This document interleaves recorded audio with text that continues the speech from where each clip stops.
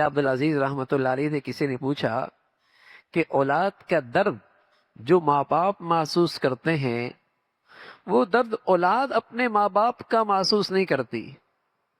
اگر بچہ تکلیف میں ہے، کسی آزمائش میں ہے، جو درد ماں باپ کو ہوتا ہے، اگر ماں باپ کسی آزمائش میں آ جائیں تو اولاد کو وہ درد نہیں ہوتا.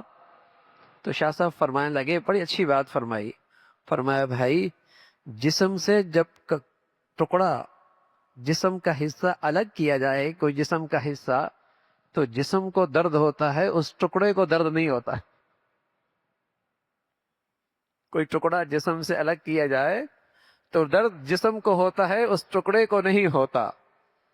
اولاد تو دل کا ٹکڑا ہوتی ہے، جگر گوشہ ہوتا ہے، اس کا یہ درد محسوس کرتا ہے،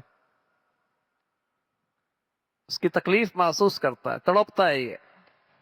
لیکن میرے عزیزو، ساتھ ساتھ ان کی یہ تربیت کہ ان میں یہ صبر آئے، احسان شناسی آ جائے.